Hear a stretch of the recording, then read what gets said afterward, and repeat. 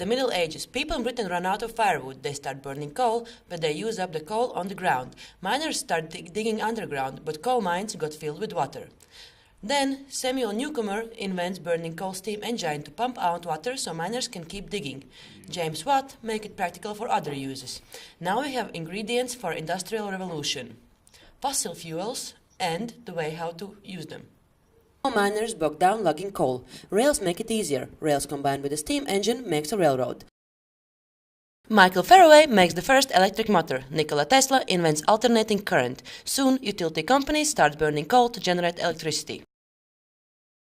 Meanwhile, Edwin Drake drills the first rock oil well in Pennsylvania, and Carol Daimler builds the first automobile running on petroleum. Coal tar and oil are turned into industrial chemicals and pharmaceuticals that prolong life, more population growth. The Reed brothers start oil-fueled aviation. Haber and Bosch make fertilizer from fossil fuels. Fertilizing the oil-powered tractors expand food production, feeding more people. World War I is the first fossil-fueled conflict. Then comes World War II, giving us fueled missiles and atom bombs. In between there's a Great Depression, partly caused by overproduction. Powered assembly lines make products faster than people need them. Advertising executives invent consumerism to soak up overproduction. It's 1950s. Advertisers use television to cook up new generations of consumers. In the 70s, there's oil shock. Everyone is shocked to realize how dependent they are on oil. With the energy crisis, the environmental movement is born. But oil prices fall, and everyone forgets energy shortages. There's a showdown between market and planned economies. Market wins, goodbye evil Soviet Empire. Politicians decide that market will solve everything. Personal computers arrive, globalization take over. When the market notices, labor in China is cheaper. Suddenly everyone has a cell phone, but the world oil production stalls out. China is now burning half of the world coal to make export products, but where will China get more coal and oil to fuel more growth? Environmental problems everywhere. Rising CO2 levels lead to record heat waves, floods and droughts. Oceans acidify. Topsoil erodes by 25 billion tons a year from industrial agriculture. Ancient forests disappear. Species go extinct at 1,000 times normal rates. Freshwater is scarce or polluted. Oil companies drill kilometers of sea because the easy oil is gone, but the deep water platform explodes and follows the Gulf of Mexico. Manufacturing moves to polluting countries where the labor is cheap, while the US becomes a casino. The financial sector is 40% of the economy, but the Wall Street is leveraged. Banks fail, unemployment soars, credit evaporates. The economy is on the verge of collapse. Well, not yet. According to British Petroleum, we have coal reserve for the next 113 years. However, more environmentally concerned organizations say something else. According to Worldometers, our current oil days will end in approximately 39 years. While this might be exaggerated, we all admit that we base our economy and life on depleting resource. So, who are the most energy-demanding countries? Consumption varies by region and by country, but currently our biggest consumers are China, United States and EU, accounting for more than half of the world's fossil fuel consumption.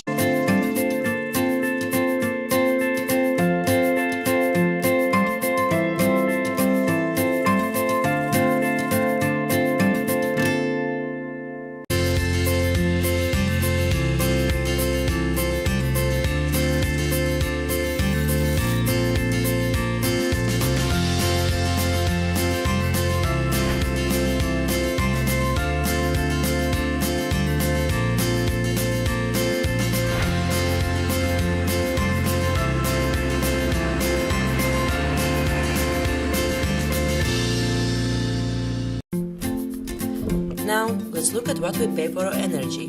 As a starting point, let's count our main benefits from fossil fuels. Fossil fuels are readily available with developed infrastructure, which means that they are cheap to produce. They also provide us with easily transportable, efficient flow of energy. Also, fossil fuels are the highest calorific producers in the terms of energy. However, the benefits from fossil fuels don't come without a price. One of the major externalities is global warming.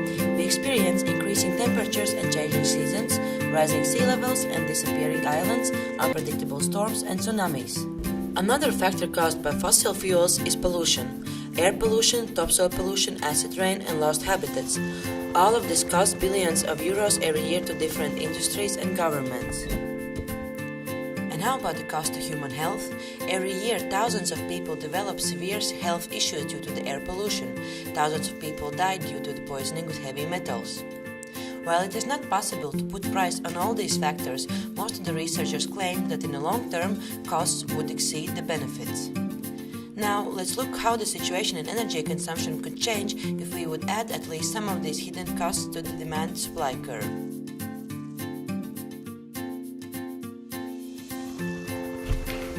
Okay, let's have a look at this graph which shows the fossil fuel energy demand and how it is affected by the carbon tax. On the horizontal axis we can see the quantity of energy required by the market, and on the vertical one we can see the price of the energy. When we add the demand line into the graph, we can see a clear correlation between price and quantity of energy. The lower the price, the higher the demand. Nowadays it is really hard to see the real cost of products because there are many different hidden costs. This supply line shows us only the initial cost of energy. When we add the blue supply line, which represents the cost of the fossil fuel energy with the carbon tax already included, we can see that the price rises significantly. This means that there will be a corresponding decrease of demand due to the higher price. In this case, the carbon tax works as a regulator of the energy usage, and therefore it decreases the CO2 released in the atmosphere as well.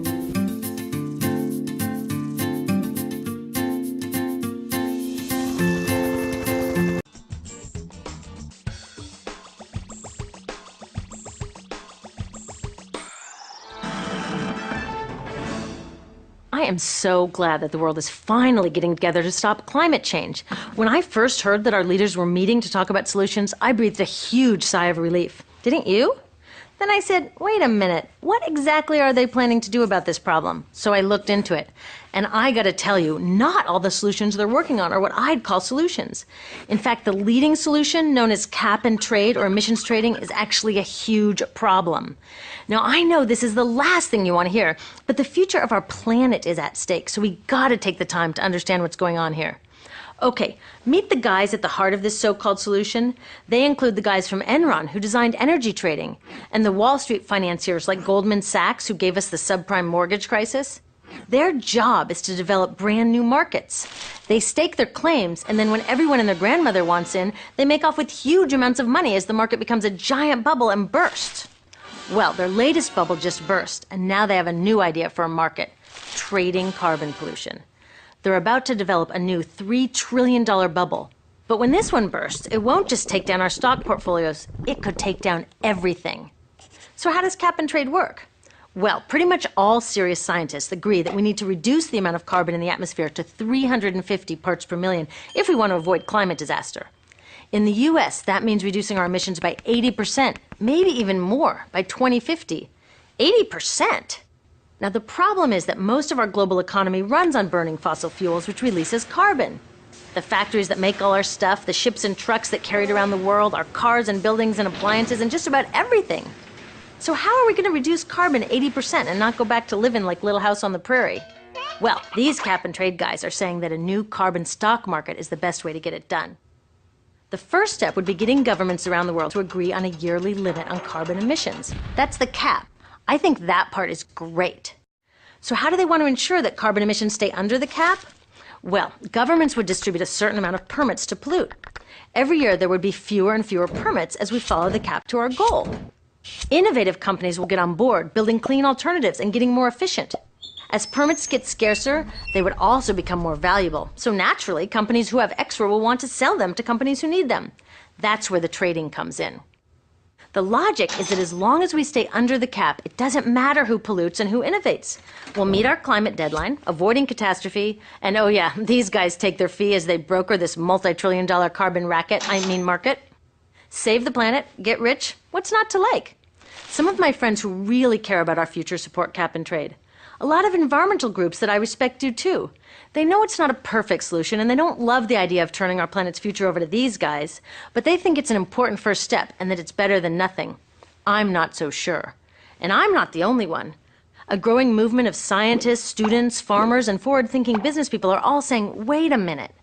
In fact, even the economists who invented the cap-and-trade system to deal with simpler problems like fertilizer pollution and sulfur dioxide, they say cap-and-trade will never work for climate change.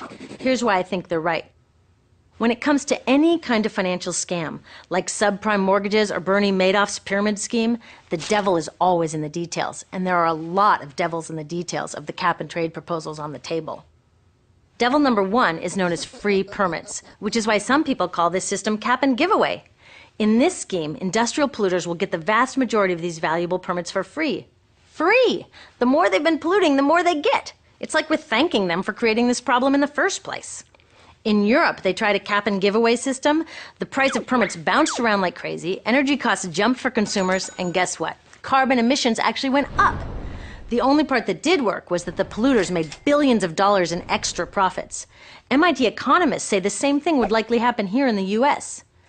Those billions come from our pockets. A real solution would put that money to work stopping climate change.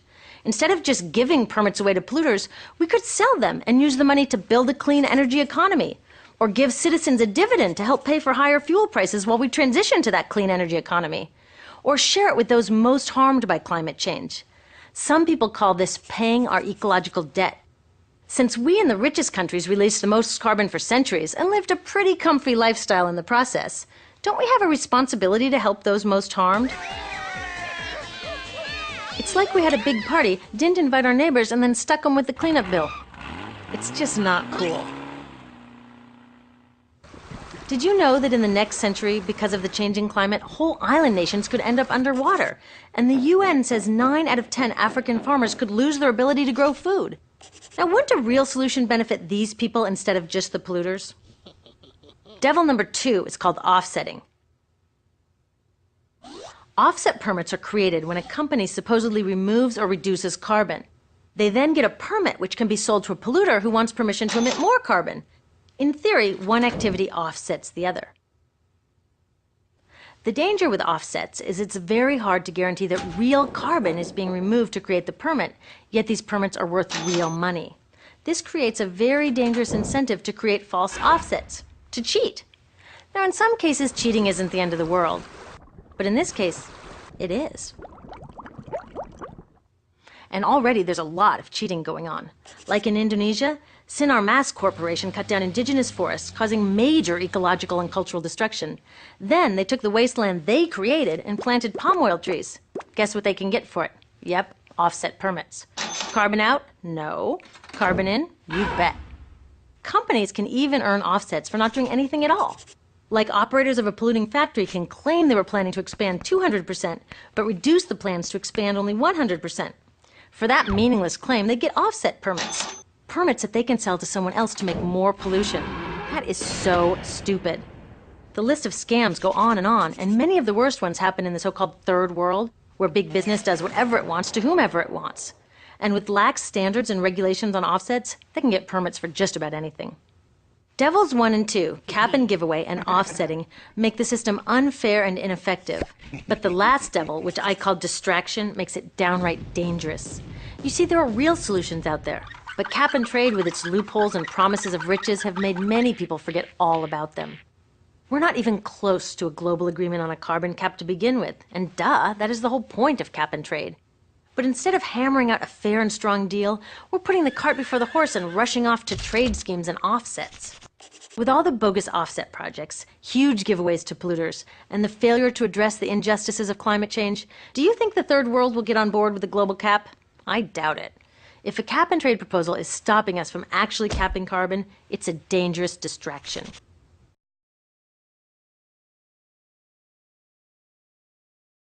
Recently, U.S. President Barack Obama and Chinese President Xi Jinping announced an agreement that will cut greenhouse gases by significant margins in both countries. China is the largest emitter of greenhouse gases in the world, producing more than 28% of the world's annual greenhouse gases in 2013. So what does this agreement mean to China, or more importantly, the world? First, let's look at what China has pledged to accomplish. President Jinping announced China will cap carbon dioxide emissions around 2030. They also plan on addressing renewable energy by increasing non-fossil fuel consumption to 20% of total energy used. up from 9.8% in 2013. They also have been experimenting with wind, solar, hydro, and nuclear energy sources. The question is, are these accomplishable goals? Hitting these goals would mean a cut to coal energy and ultimately a decrease in greenhouse gas emissions and air pollution. China's plan has positive ramifications outside of their country as well. China has always fought international pressure to take action on fighting their carbon footprint, and this announcement shows progress. It also may help put an end to one of the Republican Party's main reasons for balking at climate change regulations. One talking point repeated by the U.S. right is that if China isn't doing anything to curb carbon dioxide emissions, then American reductions would be too insignificant to make a difference. So, will this agreement change the world? Maybe not.